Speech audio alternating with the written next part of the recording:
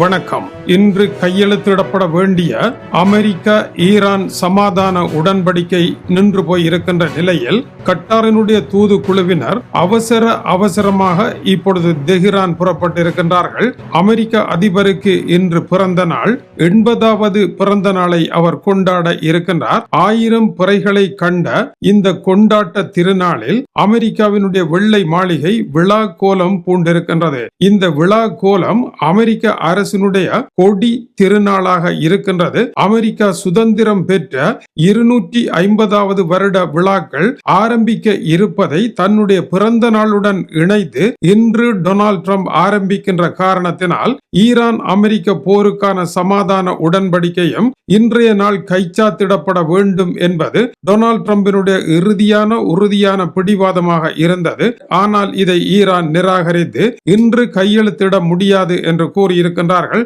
அவர்களை பொறுத்தவரையில் நாளை என்பது பிரச்சனை இல்லை, இன்றுதான் பிரச்சனை என்ற நிலையில் வேண்டாம் இந்த பிடிவாதம் என்று அவர்களுக்கு கூறுவதற்கும் டிஜிட்டல் முறை கையொப்பமிட்டு சம்பிரதாய பூர்வமாக இணங்கிக் கொள்வதற்கான ஒரு முயற்சியை ஏற்படுத்துவதற்கு கட்டார் தூதுக்குழு இறங்கி இருக்கின்றது.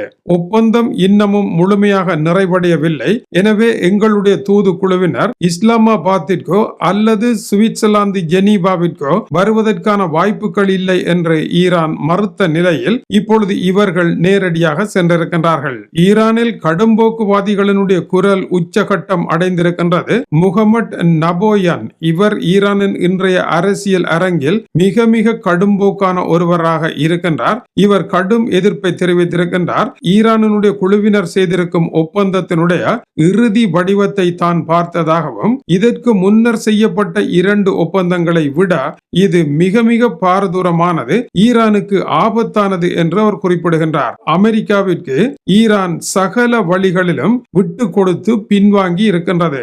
இதனால் அமெரிக்காவிற்கு முழுமையான ராஜதந்திர வெற்றியை வழங்கிவிட்டார்கள் என்று கூறியிருக்கின்றார். இதில் மட்டும் கையொப்பமிடுவார்களாக இருந்தால் எமது பலவீனத்தை நாம் டொனால்ட் ட்ரம்பிடம் நேரடியாக சென்று ஒப்புக்கொள்வது போலவே அமைந்துவிடும். இந்த சமாதானத்தை வழங்குவீர்களாக இருந்தால் டொனால்ட் ட்ரம்ப் இப்போது இருக்கின்ற பொருளாதார நெருக்கடிகளை எல்லாம் தாண்டியதன் பின்னர் ஈரான் மீது மீண்டும் பழையபடி புதிய உத்வேகத்தில் பாய்வார். எனவே அவருக்கு இதற்கான வாய்ப்பை வழங்கக்கூடாது என்று அவர் கூறுகின்றார். ஈரானுடைய நாடாளுமன்ற தேசிய பாதுகாப்பு குழுவினுடைய தொடர்பாளர் இப்ராஹிம் ரெசாய் கூறுகின்ற பொழுது ஈரான் பலவீனமாகி விட்டதா, ஈரானிய தூதுக்குழுவினருடைய அளவு கடந்த தாராளமான மென்மையான அணுகுமுறை காரணமாக அமெரிக்காவை அவர்கள் தவறாக வழிநடத்தி விட்டார்கள் என்று கூறுகின்றார். இரண்டாவதாக அவர் கூறுகின்ற பொழுது ஈரான் போரில் முற்றாக பலவீனம் அடைந்து விட்டது, அழுத்தம் கொடுப்போமாக இருந்தால் ஈரானை பணிய வைக்கலாம் என்று டொனால்ட் ட்ரம்ப் நம்புவதற்கு இந்த பணிவான போக்கே காரணம் என்று ஈரானுடைய சமாதான குழுவை எள்ளி நகையாடி இருக்கின்றார். இது குறித்து டென்மார்க்கினுடைய சர்வதேச விவகார நிபுணர் கிறிஸ்டியன் மௌரிட்சன் எழுதியிருக்கும் கட்டுரையில் டொனால்ட் ட்ரம்பினுடைய 80வது பிறந்த நாள் இன்று, இதை வெற்றி விழாவாக கொண்டாட வேண்டும் என்ற அவருடைய கனவை ஈரான் கலைத்திருக்கின்றது. இது ஈரானுடைய பழைய குணம்தான். முன்னர் அமெரிக்க தூதராலயத்தில் புகுந்து அமெரிக்க தூதராலய பணியாளர்களை பணயம் வைத்த ஈரானுடைய இஸ்லாமிய குடியரசு பிரதிநிதிகளிடம் இருந்து அவர்களை மீட்பதற்கு அன்றைய அமெரிக்க ஜனாதிபதி ஜிம்மி கார்ட்டர் பலமாக முயற்சி எடுத்தார். ஆனால் ஈரான் அதற்கு இடம் கொடுக்கவே இல்லை. 1980களில் இந்த போராட்டம் நடைபெற்றது. இவர்களை விடுதலை செய்தால் ஜிம்மி கார்ட்டர் தேர்தலில் வெற்றி பெற்று விடுவார் என்று ஈரான் விடுதலை செய்யாமலே இருந்து ஜிம்மி கார்ட்டர் தோல்வியடைந்ததும் மறுநாள் அவர்களை விடுவித்தது. எனவே ஈரானை பொறுத்த வரையில் அமெரிக்காவினுடைய உள்ளூர் அரசியலை வைத்து அமெரிக்க அதிபர்களை பழிவாங்குவது அதனுடைய பழைய வரலாறாக இருக்கின்றது. இப்பொழுதும் டொனால்ட் ட்ரம்பை தேர்தலில் தோற்கடிப்பதற்கு இவர்கள் வேலை செய்கின்றார்கள் என்பது அதனுடைய கருத்தாகும். ஈரான் அமெரிக்க பிரச்சனையில் அதை தீர்த்து வைத்தார் என்கின்ற பெருமை ஜிம்மி கார்ட்டருக்கு கிடைக்க கூடாது என்பதில் ஈரான் எவ்வளவு தெளிவாக நடந்ததோ அதுபோலத்தான் இந்த அமைதி ஒப்பந்தமும் டொனால்ட் ட்ரம்பின் பிறந்த நாளில் சாத்தியமானது என்கின்ற பெருமையை ஒரு காலமும் அவருக்கு கொடுக்க கூடாது என்பதில் ஈரான் திட்ட தெளிவாக இருக்கின்றது. அதேவேளை இந்த ஒப்பந்தமானது லெபனான் தாக்குதலை நிறைவேற்றியதாக இல்லை.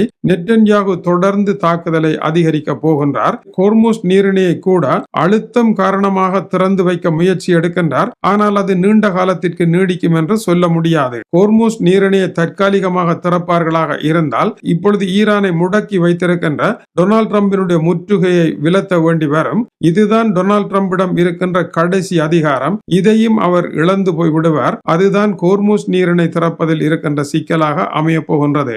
37 தடவைகளுக்கு மேல் ஒப்பந்தம் தயார் என்று பொய் கூறிய டொனால்ட் ட்ரம்ப் இப்பொழுது ஒப்பந்தத்தை தயாராக்கி விட வேண்டும் என்று கூறுகின்ற பொழுது அதற்கு இணங்காத நிலை ஒன்று உருவாகி இருக்கின்றது. இந்த ஒப்பந்தத்தினுடைய அவசரத்திற்கான காரணம் என்ன என்பதை அவர் கூறுகின்ற பொழுது, முதலாவது இந்த போரை நீண்ட காலமாக நடத்தி இருதரப்பும் சோர்வு நிலையில் இருக்கின்றார்கள். இரண்டாவது, இந்த ஆவணம் ஒரு மேலோட்டமான ஆவணம். இருவரும் ஆம் என்று சொல்லிவிட்டு 2015 ஆண்டு அணுகுண்டு உருவாக்க தடை ஒப்பந்தத்தில் இருந்து அதை கிழித்து வீசி டொனால்ட் ட்ரம்ப் வெளியேறியது போல இருவரும் வெளியேறக்கூடிய விதமாகத்தான் இந்த ஒப்பந்தம் இருக்கின்றது. எனவே இதை பற்றி அதிகமாக அலட்டிக் கொள்ள வேண்டிய தேவை இல்லை. ஆனால் இந்த ராஜதந்திர போர் டொனால்ட் ட்ரம்பிற்கு பெரும் பின்னடைவையை தரும் என்றும் அவர் சுட்டிக்காட்டுகின்றார். டொனால்ட் ட்ரம்பினுடைய பொருளாதார நெருக்கடி உலகத்திற்கு தெரியும். ஆனால் ஈரானுக்குள் என்ன புயல் வீசுகின்றது என்பது உலகத்திற்கு தெரியாது. இதுதான் இரு தரப்பிலும் இருக்கின்ற பலமும் பலவீனமாகவும் இருக்கின்றது.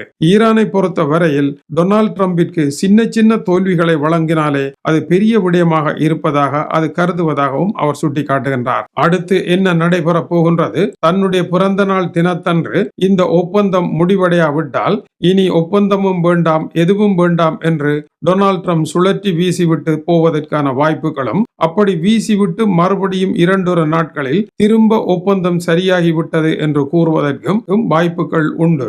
எப்படி டொனால்ட் ட்ரம்ப் எல்லாவற்றையும் கூறிக்கொண்டிருந்து எதையும் செய்யாமல் இருக்கின்றாரோ அதுபோல ஈரானும் எல்லாவற்றையும் கூறிவிட்டு எதையும் செய்யாமல் இருக்கின்ற ராஜதந்திரத்தை கையில் எடுத்திருக்கின்றது. தொடர்ந்து இணைந்திருங்கள். மேலும் சூடான செய்திகள் வந்திருக்கின்றன. டொனால்ட் ட்ரம்பினுடைய 80வது பிறந்த நாள் சிறப்பு செய்திகள், அதுபோல இந்திய பிரதமர் நரேந்திர மோடி அவர்களுடைய பிரான்ஸ், ஸ்லோவாக்கியா விஜயம் குறித்த செய்திகளும் வந்து கொண்டிருக்கின்றன. வணக்கம் உறவுகளே.